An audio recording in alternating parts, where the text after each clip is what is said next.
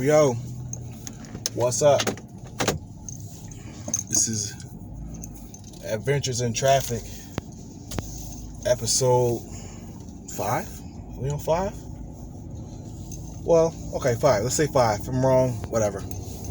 Anyway, so I want to talk about problems and solutions. Now, I like to think I'm a pretty solution-oriented guy.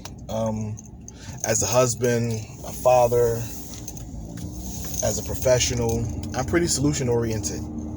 I'll rack my brain for hours if I have to try to come up with a solution. And sometimes the solutions don't work, but I feel like you waste more energy dwelling on the problems, right? Like, you tend to get yourself upset and you get all worked up. And sometimes the problem isn't as big as it seemed at first. So I feel like it's better for me, the way I approach things is to just focus on the solution, assess the problem, write it down if you have to, give yourself time to be in your feelings if that's what you need to be, or that's what you need to do. And then come up with a solution. But on the flip side, you have people who have a problem for every solution. And we all know people like that. No matter what's going on, if there's an issue and you give them a problem, if there's an issue and there's a problem and you give them a solution, they'll give you another problem. Example, where I work, what I do, there is a situation. Today there was a situation. So I have 2 clients that I normally see, 2 family members. One is not very stable on her feet. Now, full disclosure, I am a massage therapist by trade. So I have these 2 clients that I normally see. One is not very stable on her feet. Now, I work in what's called a double room. It's for couples massages. There's 2 tables, and it can accommodate 2 clients and 2 therapists. I work solo because I like the room. It's the biggest room. And especially if there's no one else working in there with me, I have more room and more space to operate, right? So check it. These clients are coming in, but they're coming in on the last hour of my shift, right? So what normally happens is I see the one family member who's a little uneasy on her feet. I work on her, and then I'll work on the other family member. But the first family member is hanging out on the table, relaxing, while the second family member is getting their massage.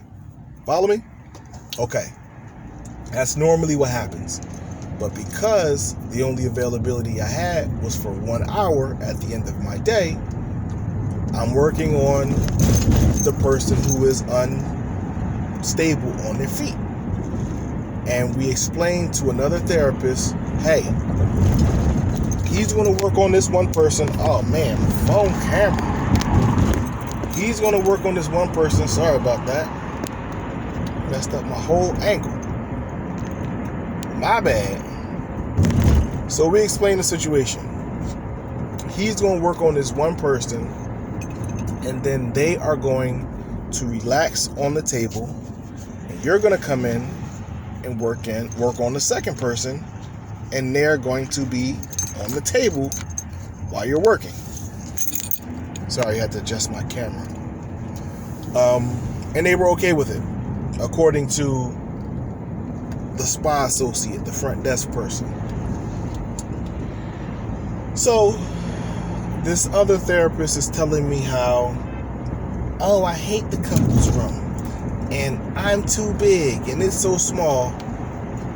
I'm 6'2", 260 pounds, right? 200 plus. But I ain't no small fry. Now this lady is about 5'5", and she ain't skinny, but she ain't fat either.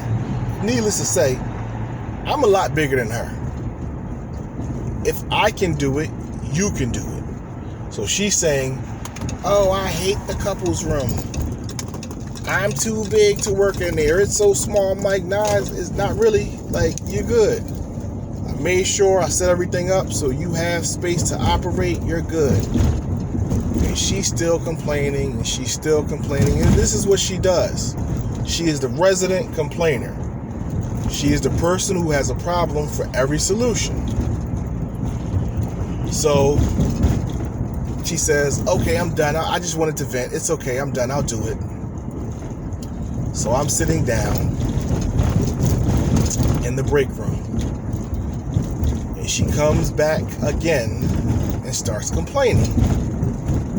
I said, well, what room are you in now? Well, I'm in room so-and-so. Okay, well, then just stay in there. And this lady can hang out for an hour in my room because there's nobody coming in after me. There's no other therapist coming in after me except for you to do this second massage. So she can just hang out and chill for an hour, take a nap or whatever. And then when you're done with her family member, they can just come and get her. No, that's okay. I'll go in the couple's room. Well, you keep complaining. That's what I said. You keep complaining, so why don't you just go in a room where you're comfortable? No, that's okay. So then the spa associate comes back for whatever reason. We weren't loud, so I know that's not what brought her back. Maybe she just wanted to see how things were going. I don't know. But spa associate comes back, and I say, okay, she's going to go in the other room that she was working in. No, I'm not. I said, yes, you are. Because you keep complaining, and it's getting on my nerves.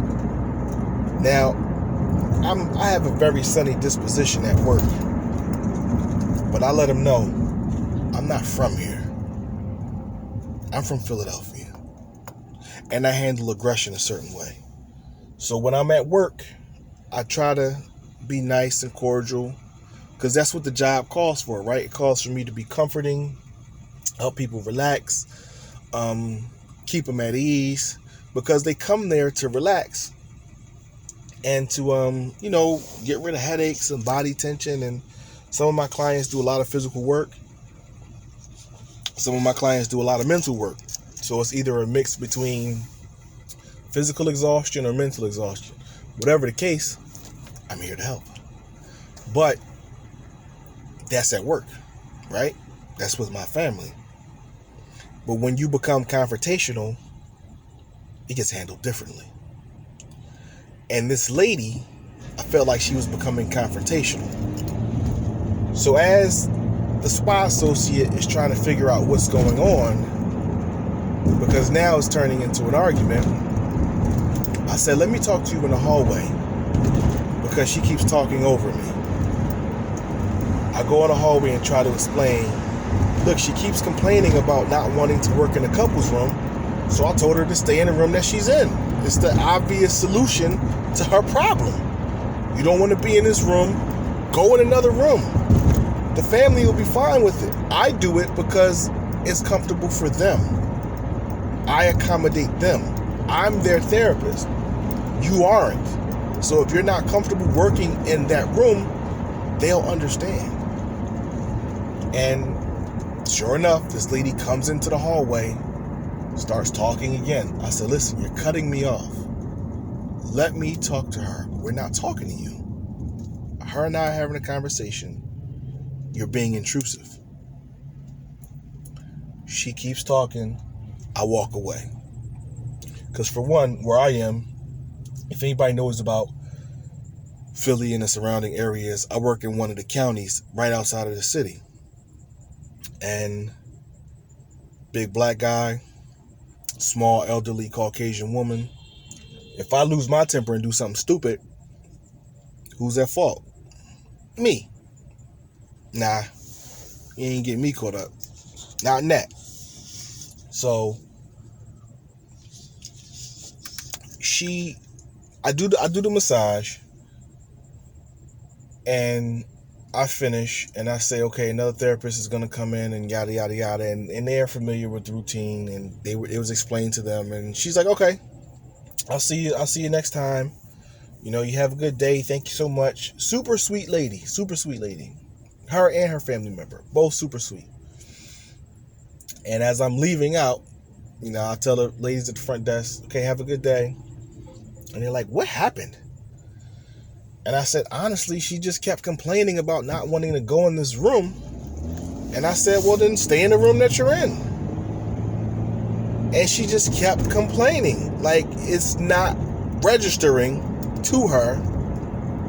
Nobody's making you do this. You don't have to do this. And you don't have to complain. All you got to do is say, nah, this is what I would do. Nah, I ain't doing that. And go do what makes you comfortable. That's how I roll. If I'm not comfortable, nah, I ain't doing it. And it's not a negotiation. I'm telling you, I ain't doing that. Not comfortable with it. I'm gonna do what works for me. As long as everybody, I'm not stepping on no toes or offending anybody. Because I can be compromising. But also, I'm not going to inconvenience myself because it makes you happy. So I felt like she was inconveniencing herself. And she didn't have to. And that's the point of what I'm saying, right? Like, some people have a problem for every solution. And the only way to deal with people like that is to walk away. Because all it's going to do is frustrate you. It definitely frustrated me for a second. And then I got my cool back and went and did my job, which is what I'm supposed to do. But I'm trying to tell this lady, like, yo, you're doing too much. You're doing all of this complaining for what? Nobody cares. Nobody cares that you don't like this room and, oh, I'm too big. You're making excuses when you don't have to. All you gotta do is say, nah, I'm not working in that room.